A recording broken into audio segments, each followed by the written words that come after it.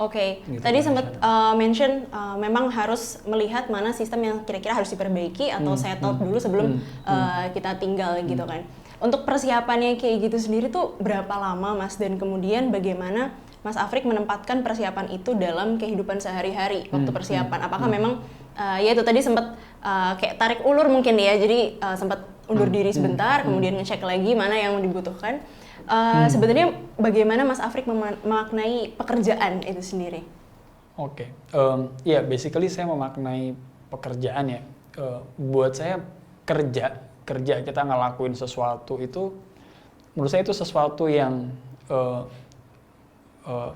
terhormat dan sesuatu yang mulia buat saya bekerja. Saya bukan tipikal orang yang ngelihat bahwa kalau misalnya kita udah bisa ongkang-ongkang kaki gitu, terus kita ownernya jalan-jalan, bisnisnya jalan, itu sesuatu yang menurut saya, ini perspektif ya, subjektif kok. Itu bukan sesuatu yang menurut saya mulia gitu. Buat saya di level bisnis iya bagus ketika bisnis bisa tidak lagi dependensi ke ownernya. Itu menandakan bahwa tim kita sudah mature, bahwa bisnis kita udah mature. Tapi kalau misalnya kita akhirnya nggak ngelakuin apa-apa sih, menurut saya itu antara kita sama diri kita sendiri itu bukan sesuatu yang bagus gitu.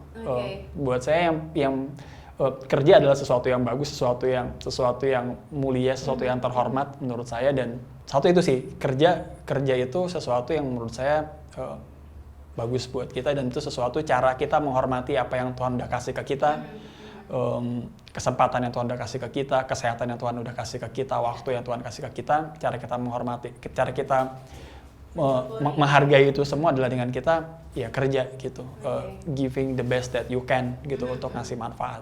Itu yang pertama. Terus yang kedua, sisi hal lain yang sebagai untuk nunjukin bahwa kita menghargai kesempatan yang Tuhan kasih adalah make sure apa yang kita kerjain matters gitu. Matters means ngefek gitu, benar-benar ada impact-nya dari sesuatu yang kita kerjain. Jangan sampai kita ngerjain sesuatu, kerja keras pagi siang malam tapi sebenarnya nggak ngaruh-ngaruh banget secara result. Secara kalau misalnya kita ngomongin company, ya perusahaannya nggak tumbuh gitu mungkin, atau manfaat yang dikasih, impact-nya, benefit yang dikasih ke konsumennya nggak berasa gitu. Jumlah konsumen kita segitu-segitu aja gitu. Jadi kayak yang kedua, cara kita buat menghargai kesempatan ini adalah yang dikerjain harus benar-benar ngaruh gitu. Artinya kita ngerjain benar-benar hal yang penting satu, dan kita ngerjainnya bagus gitu. Kalau misalnya kita sekedar ngerjain job desk, ngabisin waktu gitu, ya ngapain itu? Karena waktunya juga yang dipakai sama kok, dan mungkin juga capeknya sama gitu. Capeknya sama. Itu yang kedua ya, kayak kerja itu ya harus benar-benar sesuatu yang matters, yang ngaruh, bisa ngefek sama hasil, sama goal yang kita mau capai gitu. Terus yang ketiga, buat saya kerja itu ya ini tentang kita ngasih manfaat sih, kita ngasih manfaat. Gimana kita bisa menjadi apa ya? Bisa jadi aliran dari karunia Tuhan buat orang lain gitu. Itu buat saya makna kerja ya. Jadi buat saya kerja itu bagus, kerja itu penting, dan mungkin menurut saya istirahat itu ya kalau kita udah dipanggil Tuhan sih. Oh gitu, berarti sepanjang kita masih dikasih kehidupan, saat itulah kita harus memenuhi kayaknya, 3 tadi ya? Oh, kalau menurut saya sih gitu ya. Mungkin bentuknya bisa beda gitu ya. Bentuknya mungkin semakin kita growing old juga makin kita akan semakin less physical gitu. Tapi sebenarnya ketika kita benar-benar memaknai apa yang kita kerjain, itu juga ada achievement di sana dan ada fulfillment di sana. Menurut saya banyak orang akan, apalagi sekarang ya, kayak teknologi makin bagus, kesehatan makin bagus. Menurut saya usia produktif akan terus makin panjang gitu. Kalau misalnya saya kemarin browsing iseng sih, bahkan kayak kerjaan yang fisik sekalipun ya, kayak kemarin saya browsing pesepak bola paling tua di dunia tuh, kayak udah ubanan gitu, umurnya udah 40 hampir 50 tuh dia kayak masih ngegolin gitu, dan masih lincah banget larinya gitu. Kayak Gak kalah sama yang muda bahkan ya.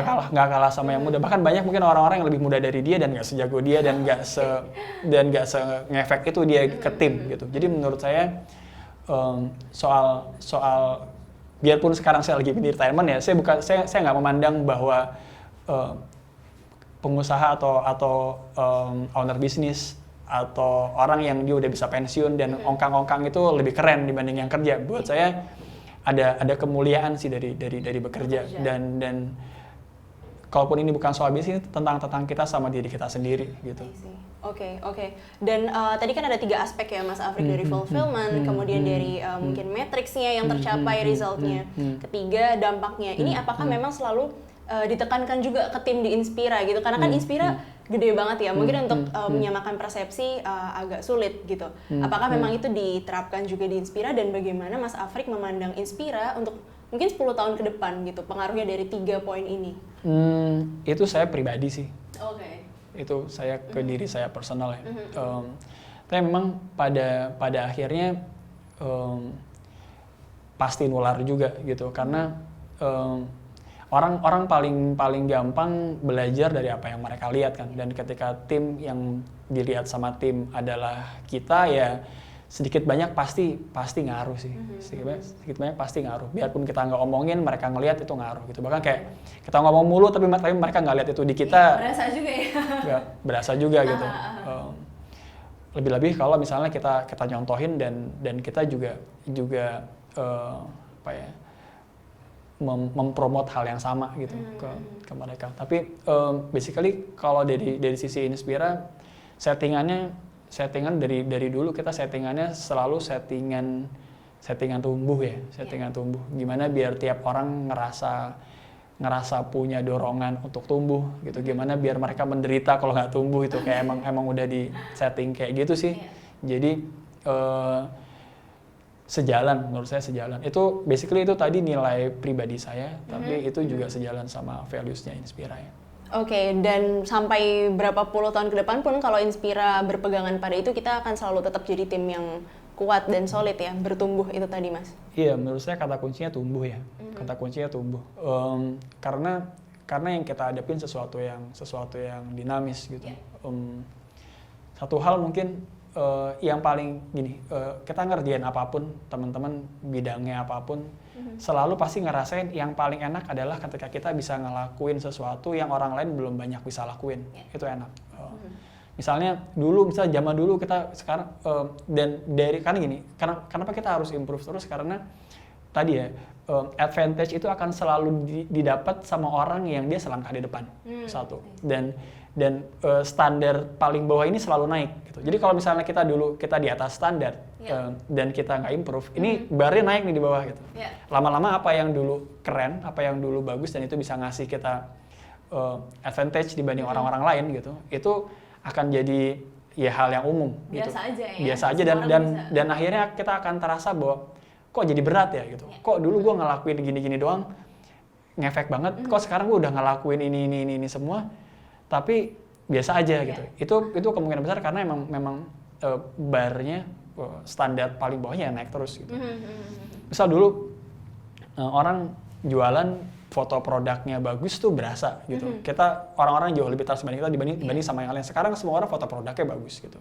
Dulu kita barang kita dipromot sama influencer, sama artis, itu berasa banget ngefek gitu. Sekarang semua orang ngelakuin itu. Jadi kayak memang di sisi lain itu juga salah satu sisi dorongan buat survival, di sisi lain dorongan buat mempertahankan keunggulan kita dibanding orang lain gitu, untuk terus tumbuh ya, terus tumbuh. Kalau misalnya kita udah kehilangan beberapa langkah di depan tadi, ya kita akan berat, pasti lari berat. Paling enak tuh di mana-mana main adalah ketika orang lain belum pada main gitu. Zaman dulu misalnya di semua ya sih, kayak di olahraga gitu misalnya, orang-orang yang udah lebih merhatiin cara dia milih sepatu, secara gizi makanan yang dia makan itu, ketika orang lain belum pada ngelakuin itu dia akan unggul banget. Tapi ketika semua orang udah ngelakuin itu ya biasa aja, kayak nggak ngaruh gitu, kayak nggak ada keunggulannya dia dibanding yang lain gitu. Oke, jadi itu adalah mindset yang selalu ditanamkan juga untuk teman-teman yang ada di Inspira Group. Iya, kalau kita bilangnya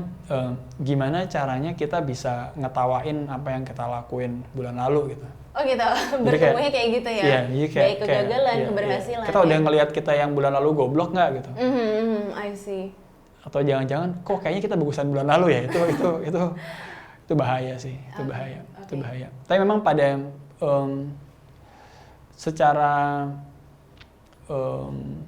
secara konsep dan di tataran implementasi nggak selalu sama gampangnya gitu. Kayak kita ngobrol punya ide apa bisa ketawa-ketawa bahagia banget kita anggap wah gila keren banget nih ini konsep keren. Tapi begitu nanti masuk kita berhadapan sama orang yang banyak, orang bahkan di satu orang yang sama pun antara hari ini sama minggu depan mungkin Bisa beda ya?